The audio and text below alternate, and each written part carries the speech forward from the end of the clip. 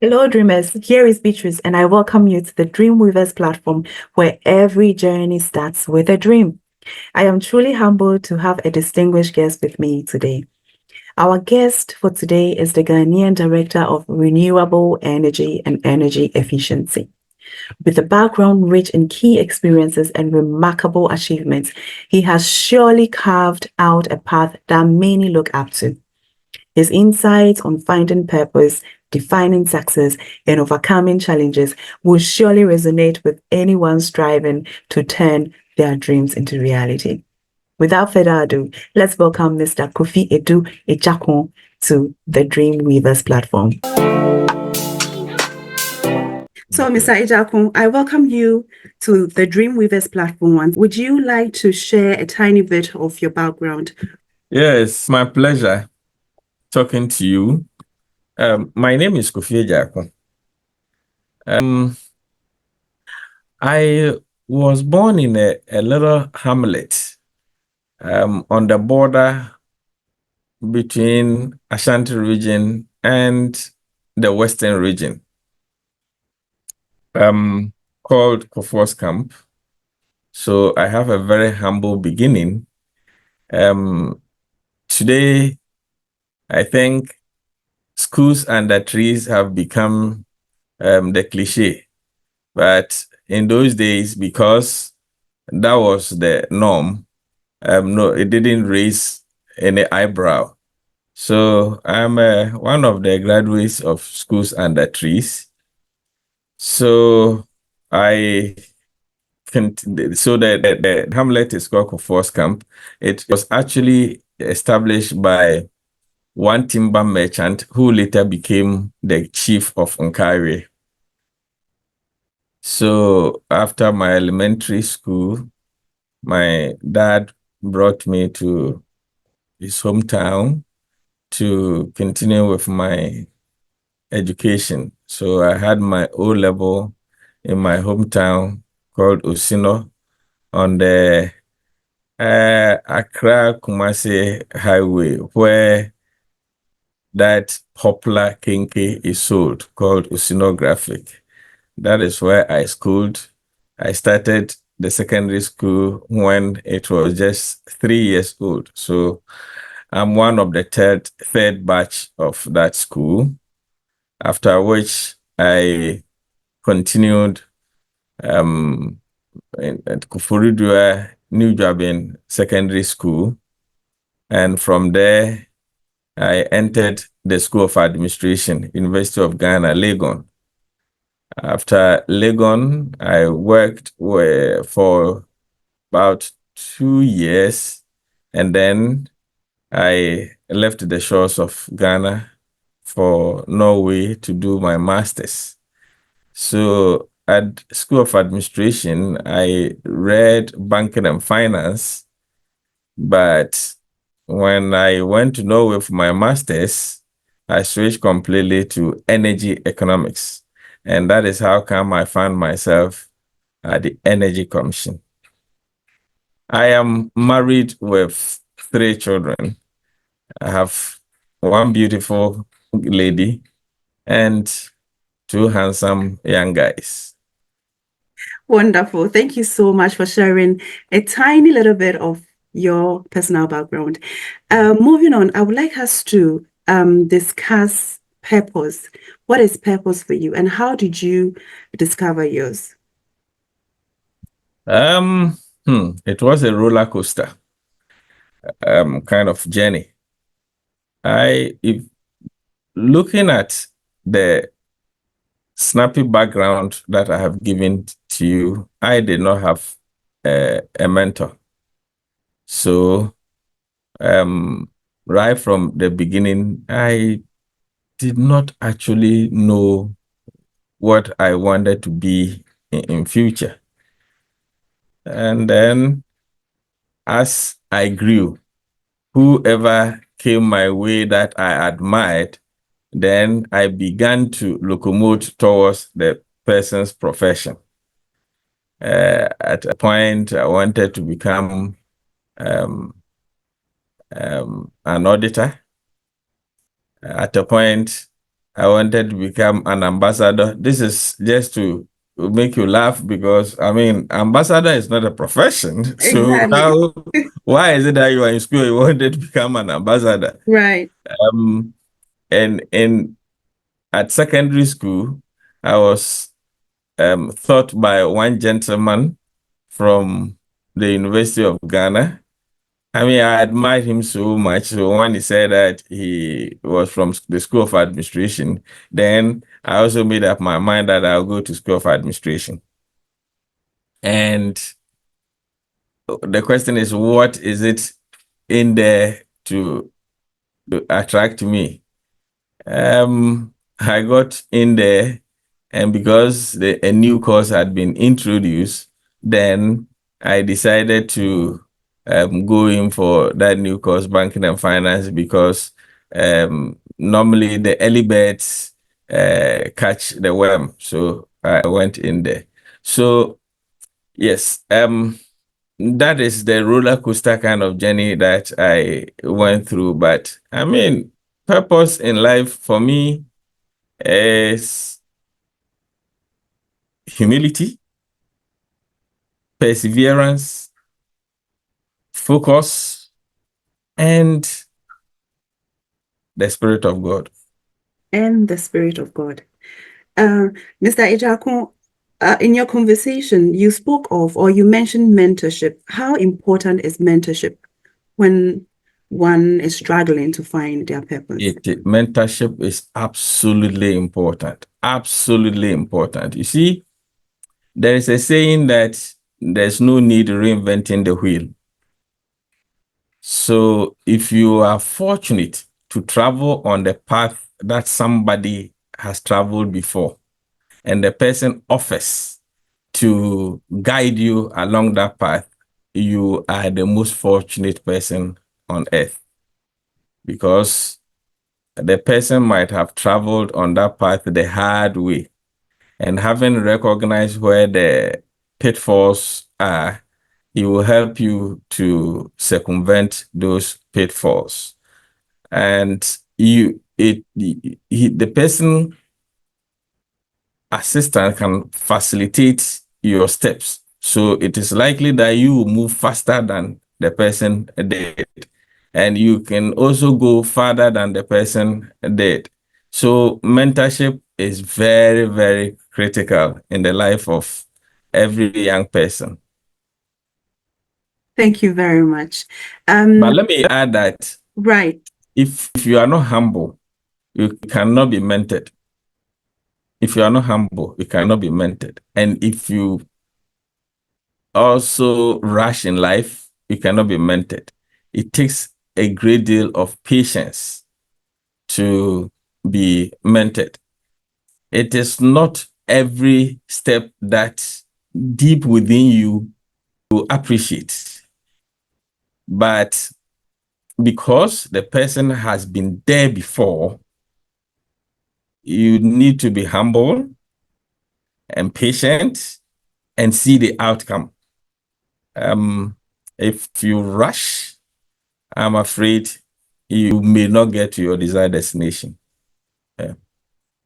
Very insightful points.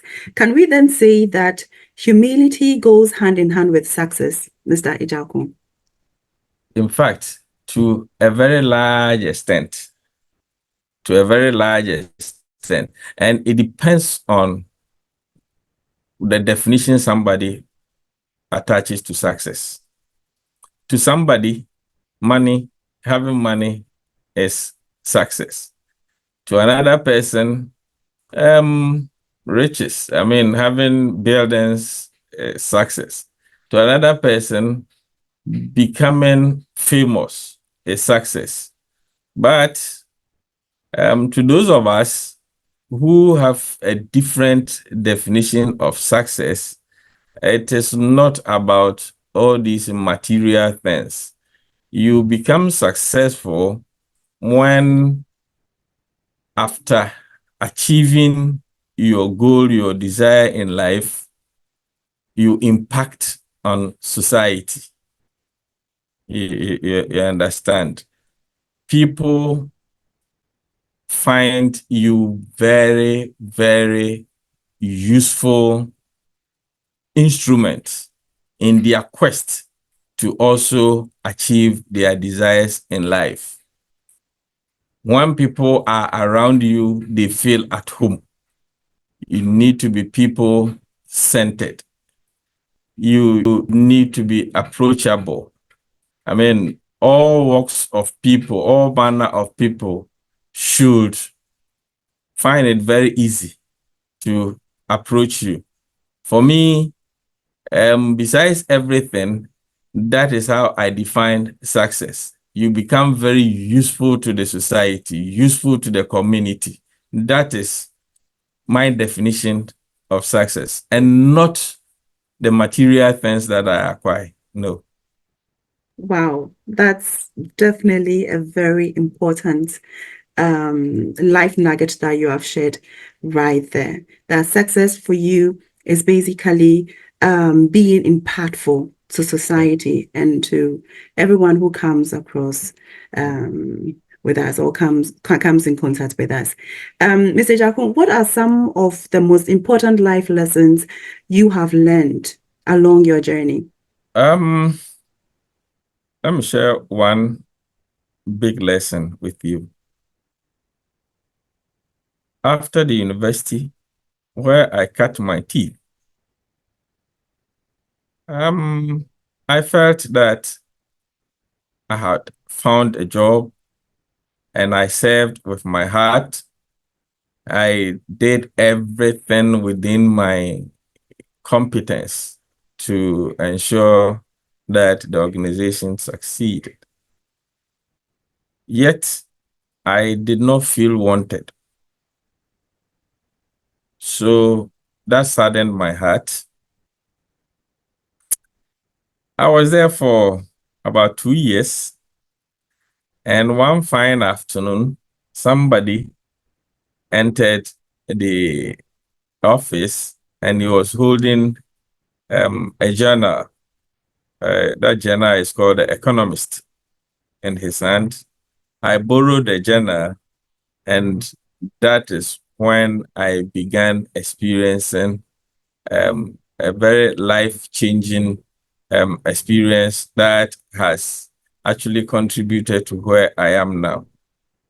But before I continue, let me say that when God wants to bless you, He does everything to move you out of your comfort zone. In the journal, that is where I discovered, or I found out that the government of Norway was looking for graduates from developing countries who had very good first degrees to be awarded scholarships to come over to Norway to study. So the point here is that I just made that decision to leave and go. The point here is that if my CEO had treated me very well for me to feel comfortable, I'm not sure I would have jumped for that offer, because I had just begun life and married and looking forward to raise a good family. So I wouldn't have taken that risk, leaving my young family behind and going into the cold to study. But for some good reason, I did not find my workplace as comfortable as I desired. And then because of that, I chose to leave. You see, there's something in those who have studied marketing, there's something they call post-purchase dissonance. After purchasing an item, then you begin to think, did I make a good buy? Is it a good product? And for that reason, advertisers spend huge sums of money to advertise just to reassure you that you have bought the good thing. So in life, if you have a crucial decision to make, sometimes dissonance plays back to you in a situation where you have so many options to select from.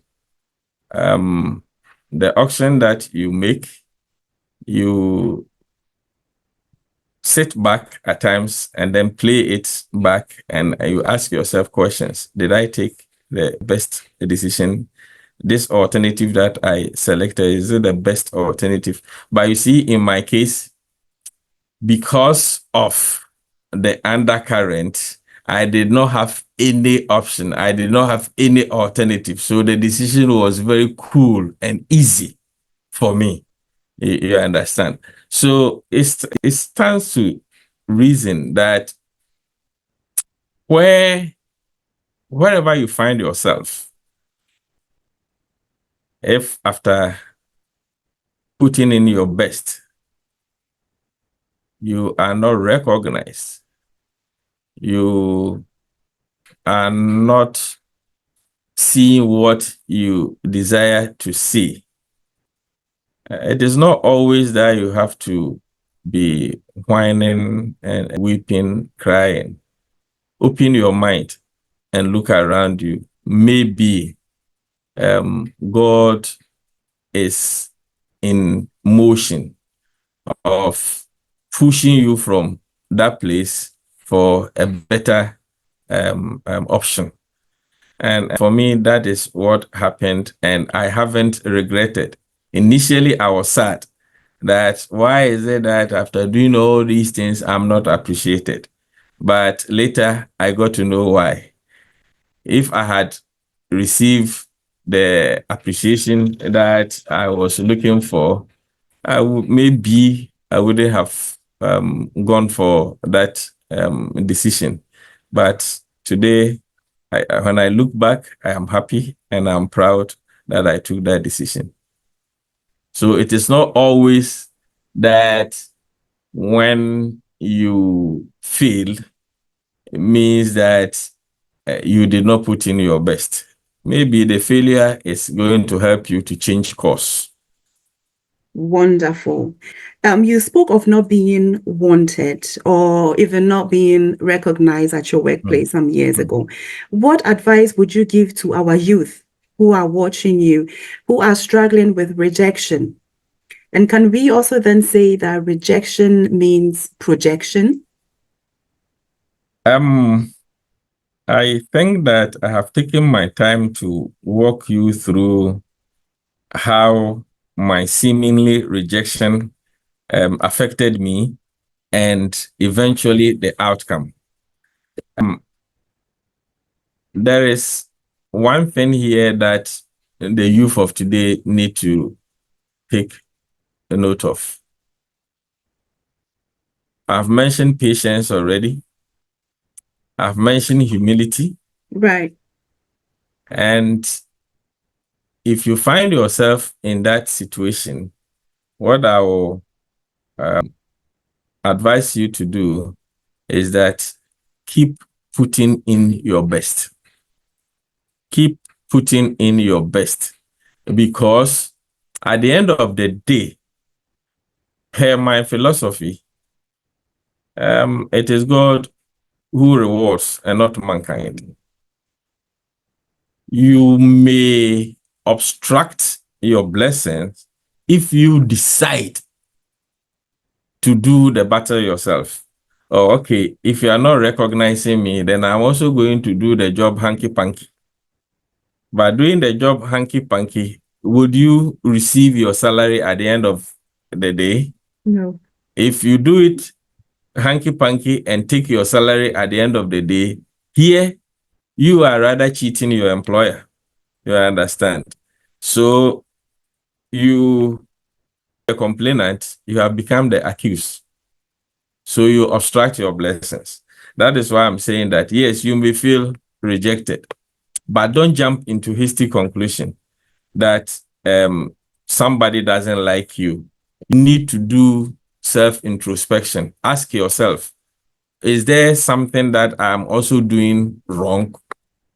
Because it takes two to tango. You understand? It is not always the case that maybe God wants to take you out of your comfort zone or where you are currently for promotion. That is not always the case. If you make it the case, then you are bound to get it wrong. Sometimes you are also doing things wrongly. You are not doing things right.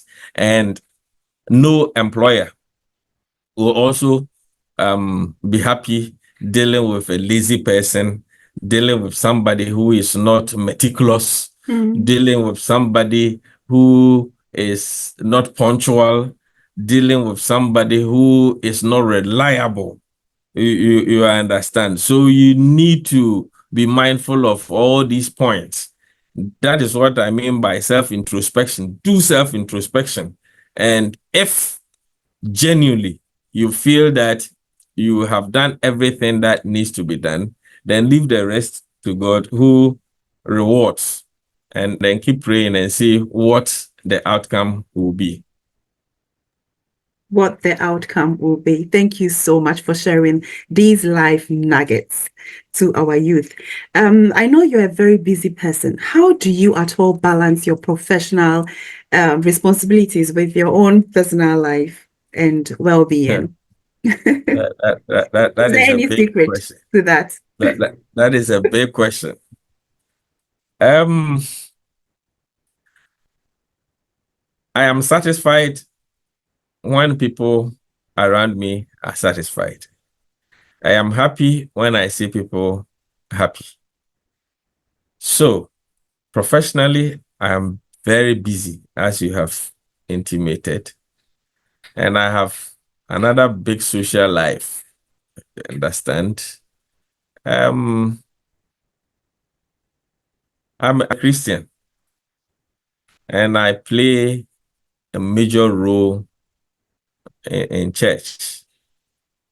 So the two, come face to face, and under no circumstance should I allow one to suffer.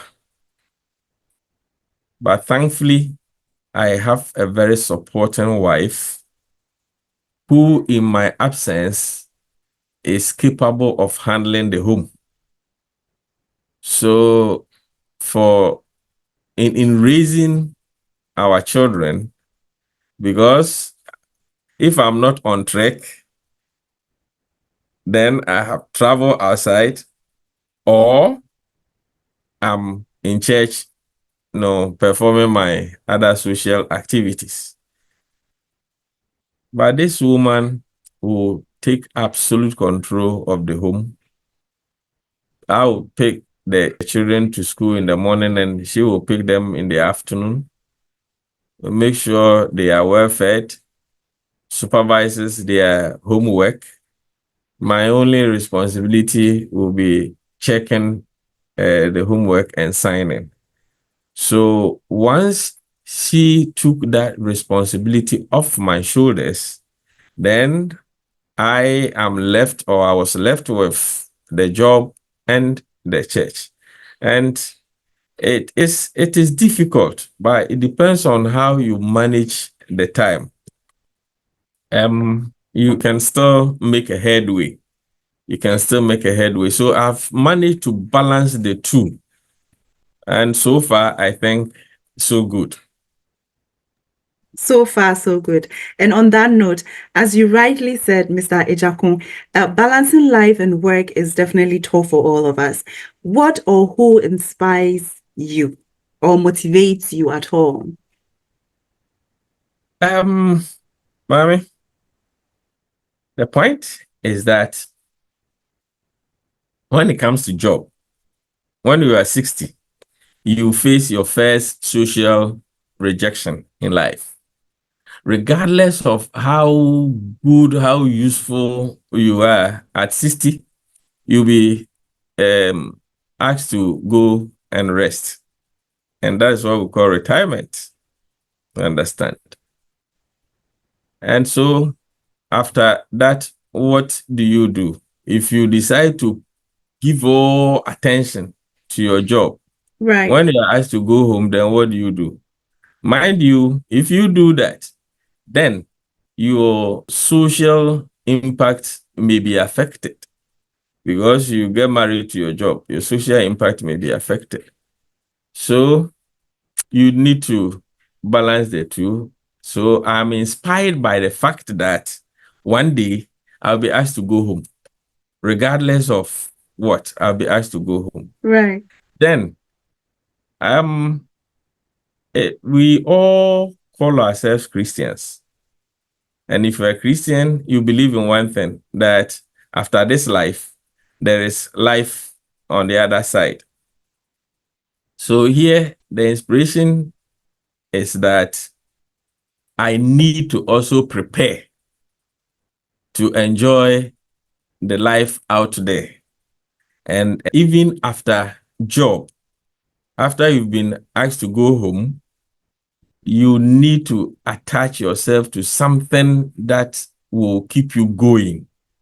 And I have chosen that I will be a kingdom worker to keep me going.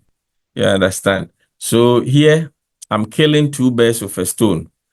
As I am working frantically towards my afterlife, I am also doing something voluntarily that will keep my body and soul going so that I don't age unnecessarily. Yes. So that is the inspiration on both the physical and the spiritual side. That is the inspiration that keeps me going because I want to serve. My understanding is that service to God is service to mankind. God, nobody has seen. We have read about him and we experience him. Nobody has seen. But the people that we see are the family and the friends, the neighbors around us. And I get fulfilled. I get satisfied when I offer service to mankind. That was beautiful. Service to God is definitely service to mankind. And on that note, Mr. Agyarko, as we conclude this wonderful conversation, I don't want us to stop at all. What kind of legacy do you hope to leave behind? Two things.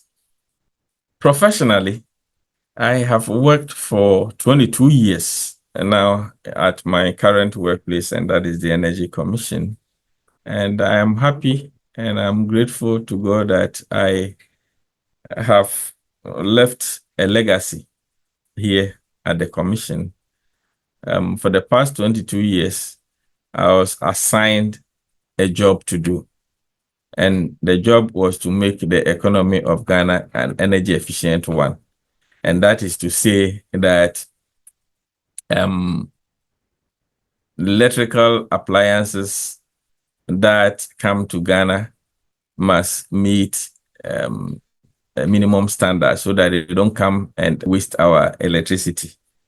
And this job, I think I have done and done it well. And the next generation will come and meet these things that I have done. So they will certainly remember me. And not just doing that, I have also documented a lot of these things. I have about 6 published articles to my credit. So the next generation will come and read because now with internet, there's no need sweating to access literature. So it is on the internet. The next generation will come to read. If you Google my name, Kofi Agyarko, there's another prolific writer called Kofi Agyarko, a science lecturer, I guess. But if you want to um, um, filter it down, you type Kofi Agyarko energy, and then all those articles, write-ups will come up.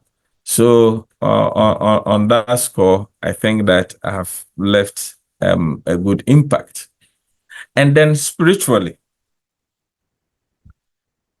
by the grace of God, I have raised a very good family. My children are adults, but they are not wayward. They are all serious in life, schooling and jobbing. And then in my Christian life at church, I have served and continue to serve.